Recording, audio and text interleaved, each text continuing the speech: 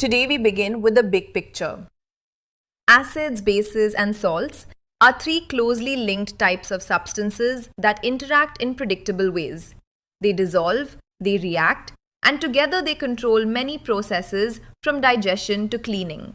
One simple theme to remember is that salts often form and then dissolve in water, creating solutions we use every day.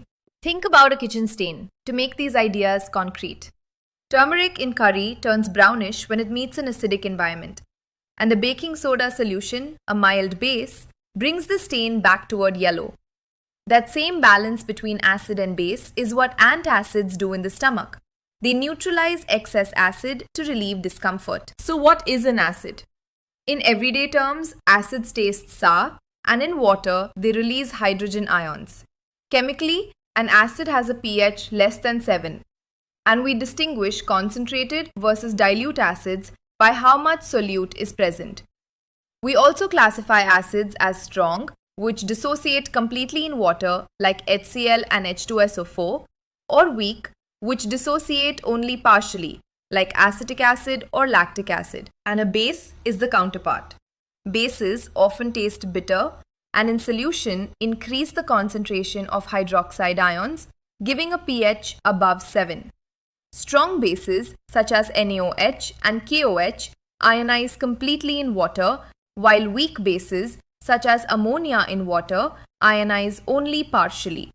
When bases are water-soluble, we call them alkalis. Common examples are sodium and potassium hydroxide. To tell acids and bases apart, we use indicators. Substances that change color or show a sensory change depending on the solution's acidity.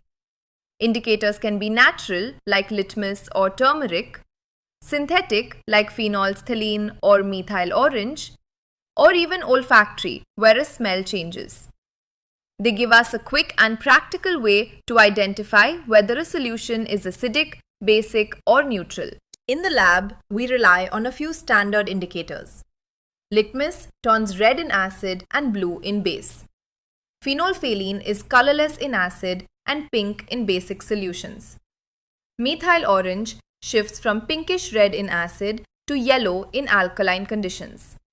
These color changes let us monitor pH simply and reliably during experiments. There are also olfactory indicators, substances whose characteristic smell is affected by acidity or basicity. Onion, vanilla essence, and clove oil are examples. Bases tend to destroy or mask these smells, so a loss of aroma can be another clue that the medium has become basic. Acids and bases participate in several important chemical reactions, and looking at those reactions tells us a lot about their behavior. In aqueous solutions, they commonly react with metals, with carbonates to give carbon dioxide, and with each other in neutralization reactions that produce salts and water. These reactions explain many everyday observations and industrial processes. When an acid reacts with a metal, the general rule is simple. Acid plus metal gives a salt and hydrogen gas. You can detect the hydrogen as bubbles or by a tiny pop when ignited. Not all metals behave the same way. Amphoteric metals like zinc can react with both acids and strong bases, forming different products depending on the conditions. When acids react with metal carbonates or hydrogen carbonates, the products are a salt, carbon dioxide, and water. That carbon dioxide shows up as fizzing and can be tested by bubbling the gas through lime water. The liquid turns milky due to the formation of calcium carbonate.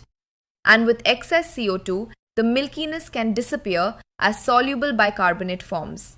When acids and bases meet, they neutralize each other. Hydrogen ions combine with hydroxide ions to form water, and the remaining ions form a salt.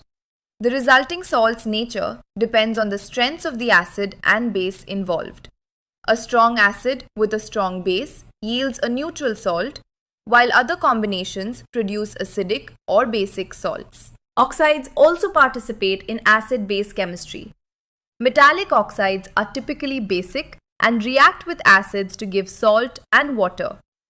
Non-metallic oxides are generally acidic and react with bases to form salts and water.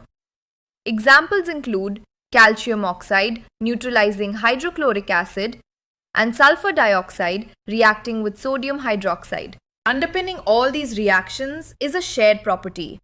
Both acids and bases conduct electricity in water because they produce ions. Acids generate hydrogen ions, which quickly associate with water as hydronium, and bases produce hydroxide ions. This ion generation is why acid and base solutions are electrolytes.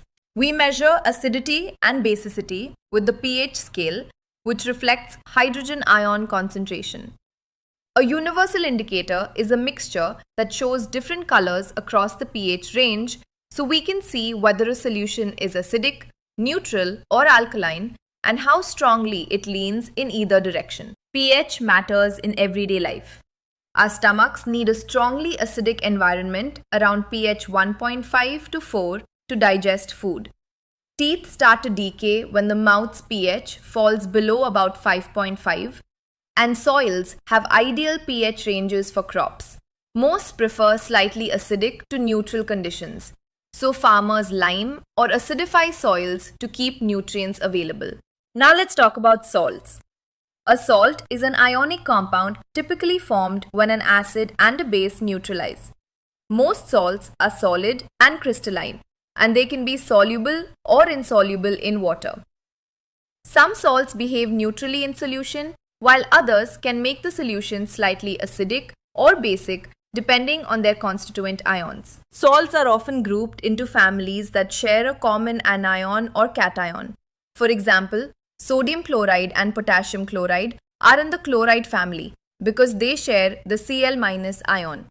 The pH of a salt solution depends on whether its parent acid or base was strong or weak.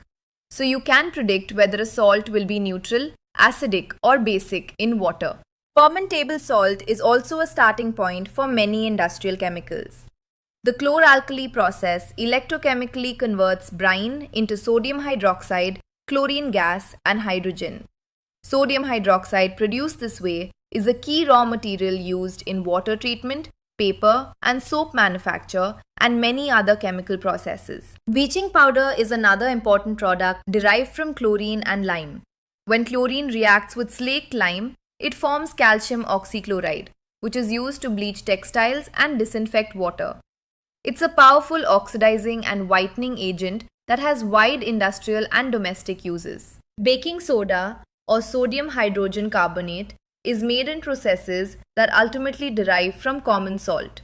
When heated, it decomposes to sodium carbonate, water, and carbon dioxide.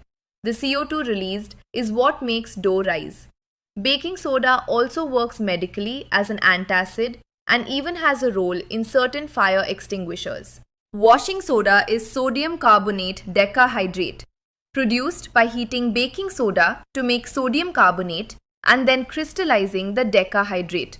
It's used in glass and soap manufacture, the production of borax as a household cleaning agent, and to remove permanent hardness from water. Many salts contain water of crystallization, fixed numbers of water molecules built into the crystal structure. Copper sulfate pentahydrate is a classic example. The blue crystals lose their water on heating and turn white, and adding water back restores the blue color. That reversible change highlights the role of bound water in crystals. Plaster of Paris is calcium sulfate hemihydrate made by heating gypsum. When mixed with water, it rehydrates to form gypsum again and sets into a hard mass. That property makes it invaluable for orthopedic casts, sculptures, and decorative work where a fast-setting, moldable material is needed. To wrap up, the chemicals derived from common salt are central to many industries. Sodium hydroxide is used for degreasing and paper making. Bleaching powder disinfects and whitens. Baking soda leavens and soothes. Washing soda cleans and softens water. And plaster of Paris is used in medical and decorative applications.